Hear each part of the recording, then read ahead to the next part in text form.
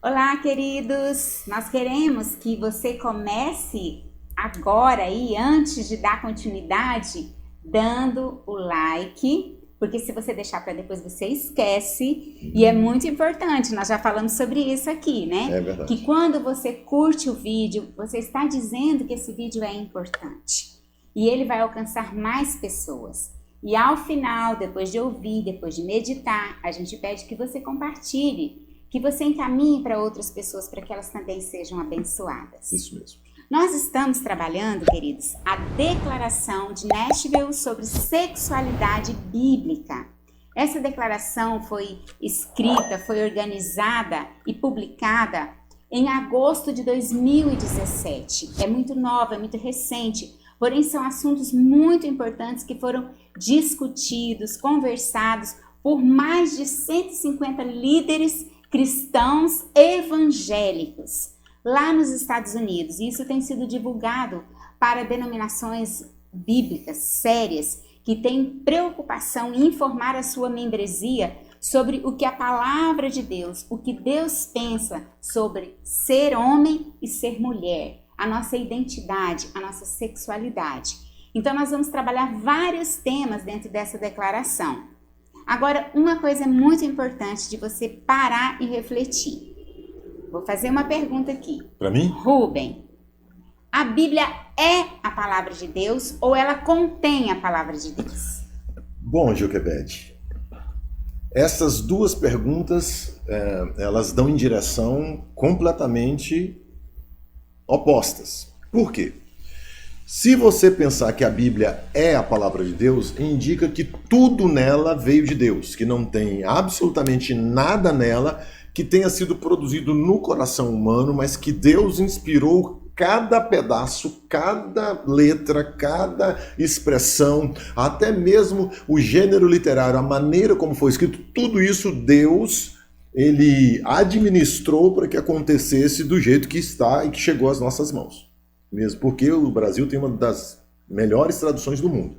Agora, se você pensa, com a segunda parte da sua pergunta, se a Bíblia contém a palavra de Deus, então você está abrindo dúvida complicada, sabe por quê? Quando você pensa que a Bíblia contém a palavra de Deus, é um claro sinal que existe alguma parte dela que pode ser descartável.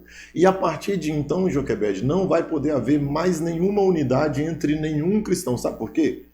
Se você pensar de acordo com a segunda pergunta, a sua mente entender que a Bíblia contém a palavra de Deus, o que você pensa que não é a palavra de Deus pode ser diferente daquilo que eu penso que não é a palavra de Deus. Automaticamente você vai eliminar uma parte, eu vou eliminar outra, a Bíblia vai ficar toda fracionada. Isso é complicado. Certo. Muito complicado.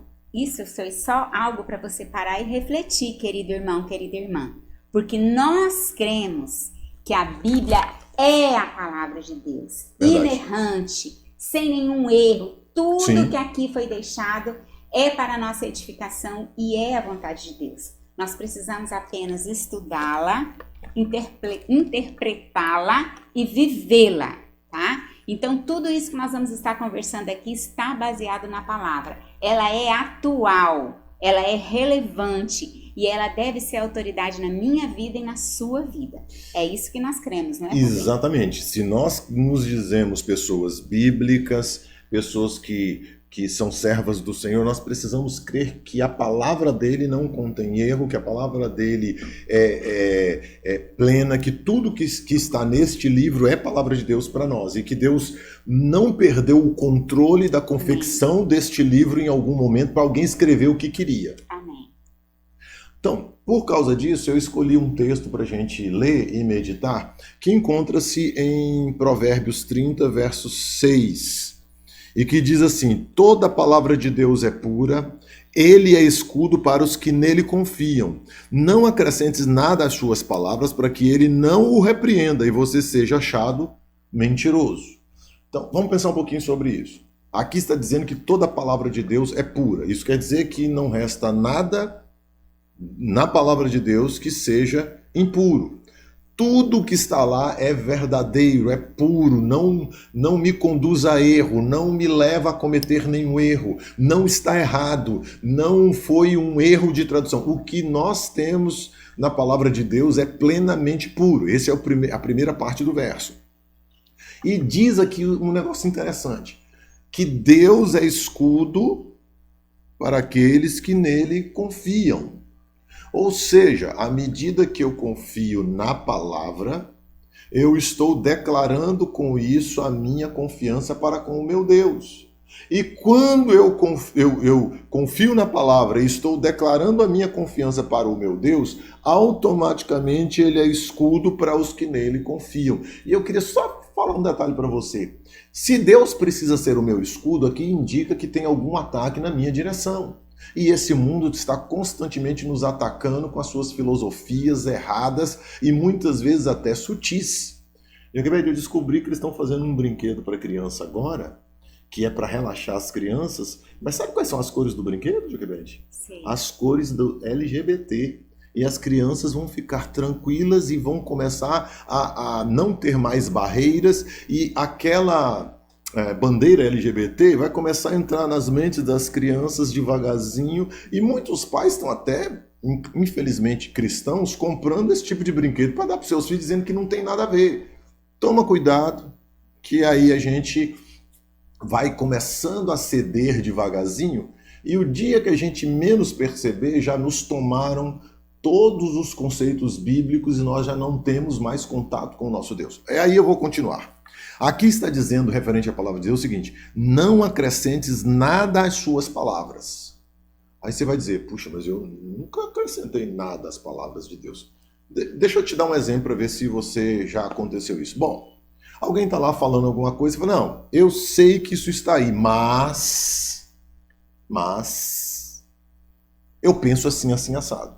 Quando você está fazendo isso, que você sabe que tem um texto na palavra de Deus e que ele está te dizendo uma coisa, mas que você pensa diferente daquilo que o texto está dizendo, você está acrescentando alguma coisa ao texto bíblico no sentido de que você, como servo do Senhor, está pondo em seu coração algo a mais que não está nas Escrituras. E isso é perigoso, porque é assim que Satanás está fazendo. Você lembra o que aconteceu lá com Eva?